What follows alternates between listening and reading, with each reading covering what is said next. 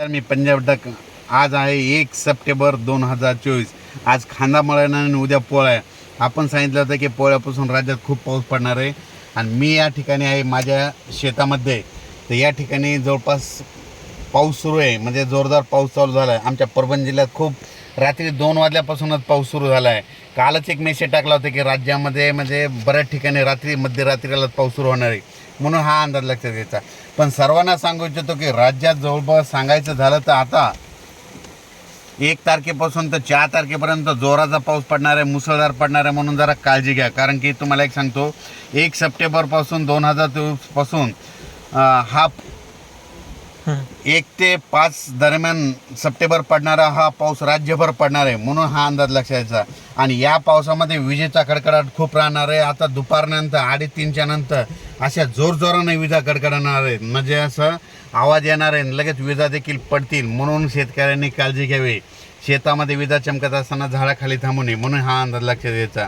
त्याच्यानंतर राज्यात खूप जिल्ह्यात 4 सप्टेंबरपर्यंत मुसळधार पाऊस पडणार आहे. मुसळधार पावसाचे जिल्हे तुम्हाला एक सांगू इच्छितो: यवतमाळ जिल्हा, नांदेड जिल्हा, हिंगोली जिल्हा, अकोला जिल्हा, बुलढाणा, जालना, परभणी, बीड, लातूर, उस्मानाबाद, पंढरपूर, नगर, पुणे, नाशिक, धुळे, नंदुरबार, जळगाव, संभाजीनगर. म्हणजे या जिल्ह्यात म्हणजे मुसळधार पाऊस आजपासून म्हणजे 1 तारखेपासून 4 तारखेपर्यंत पडणार आहे, म्हणून सर्वांनी काळजी घ्यावी, सतर्क करावे. त्याच्यानंतर अतिमुसळधार तुम्हाला एक पाऊस सांगू इच्छितो, म्हणजे आजपासून दुपारनंतर अतिमुसळधार पाऊस पडणार आहे.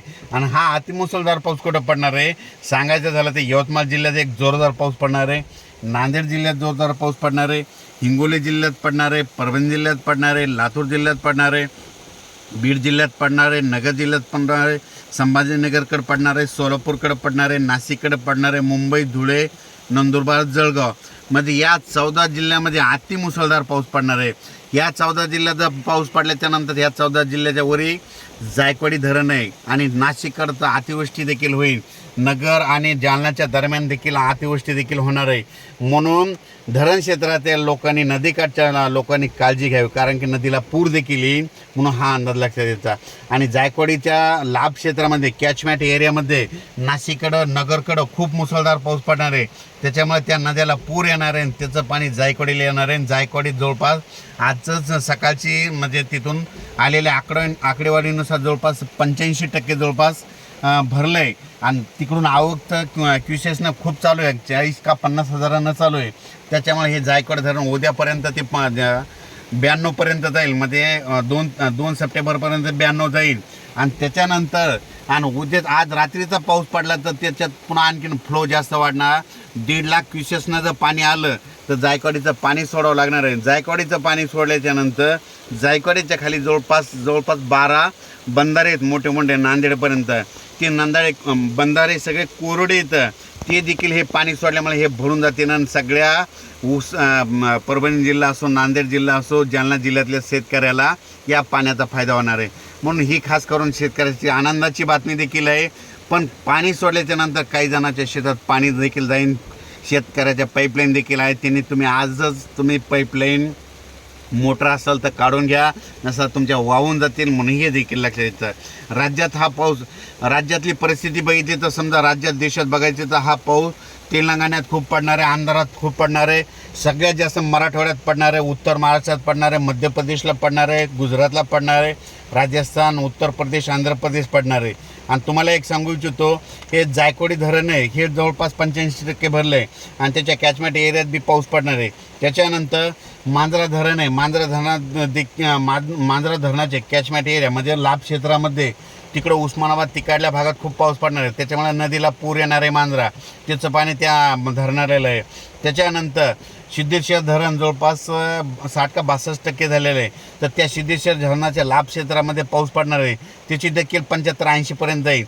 त्याच्यानंतर येलदर धरण 40-42% आहे. येलदर बुलढाण्याकडं, अकोल्याकडं तिकडे पाऊस पडणार आहे. त्याच्यामुळे लाभ क्षेत्रात पाऊस पडल्यामुळं येलदरी धरणाला देखील पाणी येणार आहे, म्हणून ही त्यांच्यासाठी आनंदाची बात आहे. त्याच्यानंतर आमच्या परभणी जिल्ह्यामध्ये दुधना धरण आहे. या दुधना धरणाच्या मध्ये जालन्याकडे मुसळधार पाऊस पडणार आहे. त्याच्यामुळे त्या दुधना नदीला पूर येणार आहे आणि त्याचं पाणी आमच्या दुधनाला येणार आहे. म्हणून हे आमच्या परभणी जिल्ह्यातल्या सेलू तालुक्यातल्या आणि परभणी पूर्ण ह्या भागातल्या शेतकरी शेतकऱ्यासाठी ही पण आनंदाची बातमी म्हणून हे देखील लक्षात घ्यायचं. तर सर्वांना सांगू इच्छितो की ह्या 5 दिवसामध्ये जोराचा पाऊस पडणार आहे, ओढे नाले वाहणारा पाऊस पडणार आहे. म्हणून तुम्ही तुमची स्वतःची काळजी घ्यावी. विजा चमकत असताना झाडाखाली थांबवू नका, आपली जनावरांकडे झाडाच्या खाली बांधू नका, कारण की ह्या 5 दिवसामध्ये म्हणजे जोराचा पाऊस पडणार आहे. आज तुम्ही बघा दुपारी 2:30-3च्या नंतर आणि आज रात्री मध्यरात्री म्हणजे 1 तारखेला मध्यरात्री खूप मोठा पाऊस येणार आहे. 2ला देखील जास्त पाऊस पडणार आहे, 3ला पडणार आहे आणि 4ला पडणार आहे. म्हणजे 5 तारखेपर्यंत पाऊस पडणार आहे. म्हणून हा अंदाज लक्षात घ्यायचा. 1 सप्टेंबर ते 5 सप्टेंबर दरम्यान म्हणजे पाथर्डी भागामध्ये करंजी घाट आहे, त्या करंजी घाटाच्या आसपासच्या एरियामध्ये छोटे छोटे तळे आहेत, ते पुन्हा आता परत भरून ओसंडू लागतील. म्हणून हे करंजी घाटातल्या सर्व शेतकऱ्यांनी बीड जिल्ह्यातल्या लक्षात द्यायचं. गेवराई भागामध्ये छोटे छोटे तळे काही भरायचे राहिले ते देखील भरून जातील. त्याच्यानंतर जालना जिल्ह्यामध्ये रोयलागड हे म्हणजे दुष्काळ पट्ट्याचा एरिया, म्हणजे पाऊस पडत नाही त्या रोयलागड भागात, तर त्या ठिकाणी जे तळे येतं ते देखील ह्या म्हणजे आज उद्या ह्या 3 दिवसाच्या पावसात मुसळधार पावसामध्ये भरून जातील. म्हणून त्या रोयलागड क्षेत्रातील सगळे त्यांच्यासाठी आनंदाची बातमी. त्याच्यानंतर गंगापूर, वैजापूर, कन्नड, माहोरा, धाड, भोकरदन, सिल्लोड या भागामध्ये छोटे छोटे खूप तळे येतं.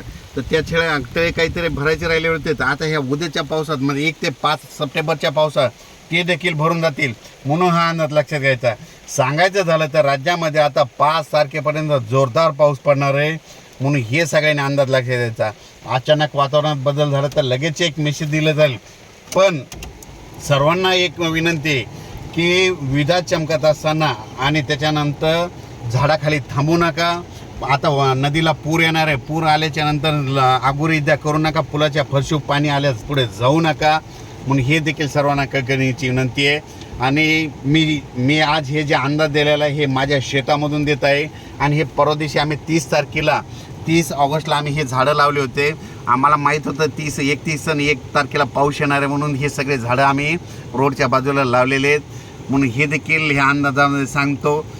अचानक वातावरणात बदल झाला तर लगेच एक मेसेज दिला जाईल. धन्यवाद.